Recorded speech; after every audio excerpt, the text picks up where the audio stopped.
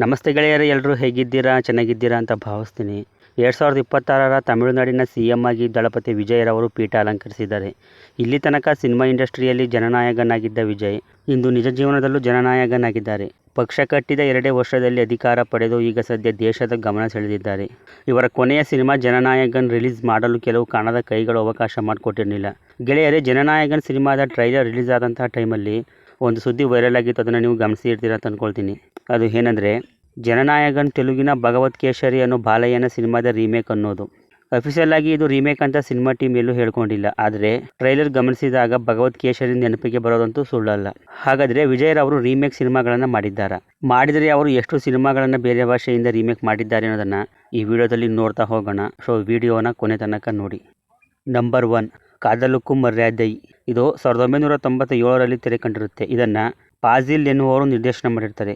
ಮುಖ್ಯ ಪಾತ್ರಗಳಲ್ಲಿ ವಿಜಯ್, ಶಾಲಿನಿ ಕಾಣಿಸ್ಕೊಂಡಿರ್ತಾರೆ. ಇದು ಅದೇ ವರ್ಷ ಅಂದರೆ 1997ರಲ್ಲೇ ಮಲಯಾಳಂನಲ್ಲಿ ತೆರೆ ಕಂಡ ಅನಿಯತಿ ಪಡಾವು ಅನ್ನೋ ಸಿನಿಮಾದ ರೀಮೇಕ್ ಆಗಿರುತ್ತೆ. ನಂಬರ್ 2, ನಿನ್ನೈತೇನ್ ಬಂದೈ. ಇದು 1998ರಲ್ಲಿ ತೆರೆ ಕಂಡಿರುತ್ತೆ. ಇದನ್ನು ಕೆ. ಸೆಲ್ವ ಭಾರತಿ ಎನ್ನುವವರು ನಿರ್ದೇಶನ ಮಾಡಿರ್ತಾರೆ.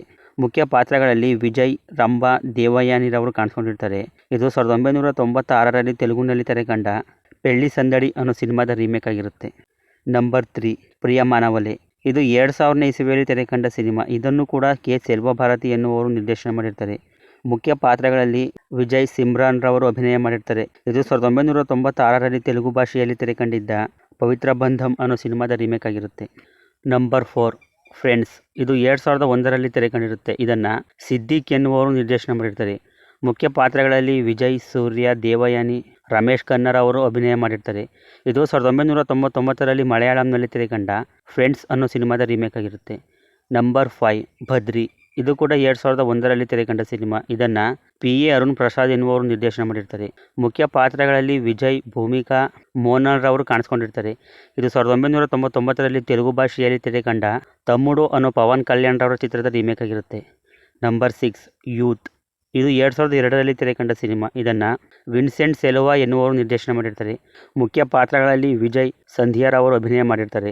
ಇದು 2000ನೇ ಇಸವಿಯಲ್ಲಿ ತೆಲುಗುನಲ್ಲಿ ತೆರೆ ಕಂಡ ಚಿರುನವ್ವುತೋ ಅನ್ನೋ ಸಿನಿಮಾದ ರೀಮೇಕ್ ಆಗಿರುತ್ತೆ. ನಂಬರ್ 7, ವಾಸಿಗಾರ. ಇದು 2003ರಲ್ಲಿ ತೆರೆ ಕಂಡ ಸಿನಿಮಾ. ಇದನ್ನು ಕೆ. ಸೆಲ್ವ ಭಾರತಿ ನಿರ್ದೇಶನ ಮಾಡಿರ್ತಾರೆ. ಮುಖ್ಯ ಪಾತ್ರಗಳಲ್ಲಿ ವಿಜಯ್, ಸ್ನೇಹರವರು ಕಾಣಿಸ್ಕೊಂಡಿರ್ತಾರೆ.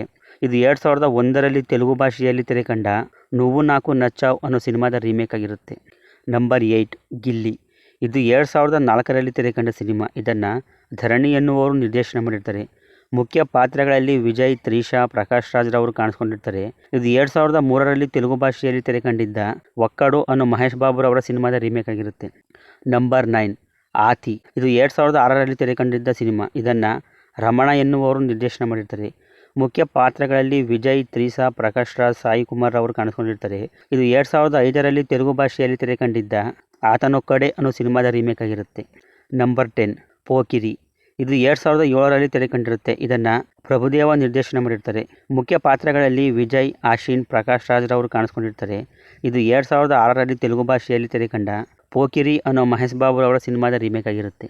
Number 11, will. ಇದು 2009ರಲ್ಲಿ ತೆರೆ ಕಂಡಿದ್ದ ಸಿನಿಮಾ. ಇದನ್ನು ಪ್ರಭುದೇವ ನಿರ್ದೇಶನ ಮಾಡಿರ್ತಾರೆ. ಮುಖ್ಯ ಪಾತ್ರಗಳಲ್ಲಿ ವಿಜಯ್, ನಯನತಾರ ಅಭಿನಯ ಮಾಡಿರ್ತಾರೆ. ಇದು 1998ರಲ್ಲಿ ಹಿಂದಿಯಲ್ಲಿ ತೆರೆ ಕಂಡಿದ್ದ ಸೋಲ್ಜರ್ ಅನ್ನೋ ಸಿನಿಮಾದ ರೀಮೇಕ್ ಆಗಿರುತ್ತೆ. ನಂಬರ್ 12, ವೇಲಾಯುಧಂ. ಇದು 2011ರಲ್ಲಿ ತೆರೆ ಕಂಡ ಸಿನಿಮಾ. ಇದನ್ನು ಎಂ. ರಾಜು ಎನ್ನುವವರು ನಿರ್ದೇಶನ ಮಾಡಿರ್ತಾರೆ. ಮುಖ್ಯ ಪಾತ್ರಗಳಲ್ಲಿ ವಿಜಯ್, ಜೆನಿಲಿಯಾ, ಹನ್ಸಿಕಾ ಮೋಟ್ವಾನಿ ರವರು ಕಾಣಿಸ್ಕೊಂಡಿರ್ತಾರೆ. ಇದು 2000ನೇ ಇಸವಿಯಲ್ಲಿ ತೆಲುಗು ಭಾಷೆಯಲ್ಲಿ ತೆರೆ ಕಂಡಿದ್ದ ಆಜಾದ್ ಅನ್ನೋ ಸಿನಿಮಾದ ರೀಮೇಕ್ ಆಗಿರುತ್ತೆ. ನಂಬರ್ 13, ನಂಬನ್. ಇದು 2012ರಲ್ಲಿ ತೆರೆ ಕಂಡಿದ್ದ ಸಿನಿಮಾ. ಇದನ್ನು ಶಂಕರ್ ನಿರ್ದೇಶನ ಮಾಡಿರ್ತಾರೆ. ಮುಖ್ಯ ಪಾತ್ರಗಳಲ್ಲಿ ವಿಜಯ್, ಜೀವಾ, ಶ್ರೀಕಾಂತ್ ರವರು ಕಾಣಿಸ್ಕೊಂಡಿರ್ತಾರೆ. ಇದು 2009ರಲ್ಲಿ ಹಿಂದಿಯಲ್ಲಿ ತೆರೆ ಕಂಡಿದ್ದ 3 ಇಡಿಯಟ್ ಅನ್ನೋ ಸಿನಿಮಾದ ರೀಮೇಕ್ ಆಗಿರುತ್ತೆ. ಇವಿಷ್ಟು ಗೆಳೆಯರೇ ದಳಪತಿ ವಿಜಯರವರು ಅಫಿಷಿಯಲ್ ಆಗಿ ರೀಮೇಕ್ ಮಾಡಿದಂತಹ ಸಿನಿಮಾಗಳಾಗಿರ್ತವೆ. ಇನ್ನೂ ಬಿಡುಗಡೆಯಾಗದೇ ಇರುವಂತಹ ಅವರ ಕೊನೆಯ ಸಿನಿಮಾವಾದ ಜನನಾಯಕನ್ ತೆಲುಗಿನ ಬಾಲಯ್ಯರವರ ಭಗವತ್ ಕೇಸರಿ ಅನ್ನೋ ಸಿನಿಮಾದ ರೀಮೇಕ್ ಆಗಿರುತ್ತೆ. ವಿಜಯರವರ ಪೊಲಿಟಿಕಲ್ಗೆ ಹೆಲ್ಪ್ ಆಗಲಿ ಅಂತ ಒಂದಿಷ್ಟು ಚೇಂಜ್ ಮಾಡಿರ್ತಾರೆ ಅಷ್ಟೇ. ಗೆಳೆಯರೇ, ಸೌತ್ ಇಂಡಿಯಾದಲ್ಲಿ ಹೈಯೆಸ್ಟ್ ಫ್ಯಾನ್ ಫಾಲೋವಿಂಗ್ ಹೊಂದಿರುವಂತಹ ವಿಜಯರವರ ಕೊನೆಯ ಸಿನಿಮಾ ಅಂದರೆ ಅದು ಬರೀ ಸಿನಿಮಾ ಮಾತ್ರ ಆಗಿರಲ್ಲ, ಅಭಿಮಾನಿಗಳ ಎಮೋಷನ್ ಆಗಿರುತ್ತೆ. ನೆಚ್ಚಿನ ನಟನ ಡ್ಯಾನ್ಸ್ ಫೈಟನ್ನು ಕೊನೆಯ ಬಾರಿಗೆ ಸ್ಕ್ರೀನ್ ಮೇಲೆ ನೋಡಬೇಕಾದ್ರೆ ಎಷ್ಟೋ ಅಭಿಮಾನಿಗಳು ಕಣ್ಣೀರು ಹಾಕ್ತಾರೆ. ಅಂಥದ್ರಲ್ಲಿ ಕೊನೆಯಲ್ಲಿ ರೀಮೇಕ್ ಸಬ್ಜೆಕ್ಟ್ನ ತಂದಿರೋದು ಎಷ್ಟು ಸರಿ? ಇದ್ರ ಬಗ್ಗೆ ನಿಮ್ಮ ಅನಿಸಿಕೆ ಅಭಿಪ್ರಾಯವನ್ನು ಕಮೆಂಟ್ ಮಾಡಿ ತಿಳಿಸ್ಕೊಡಿ. ವಿಡಿಯೋ ಇಷ್ಟ ಆಗಿದ್ರೆ ಒಂದು ಲೈಕ್ ಮಾಡಿ, ಚಾನಲ್ನ ಸಬ್ಸ್ಕ್ರೈಬ್ ಮಾಡ್ಕೊಳ್ಳಿ, ಫೇಸ್ಬುಕ್ನಲ್ಲಿ ಫಾಲೋ ಮಾಡೋದನ್ನು ಮರಿಬೇಡಿ. ಸಿಗೋಣ ಮುಂದಿನ ವಿಡಿಯೋದಲ್ಲಿ. ಬಾಯ್.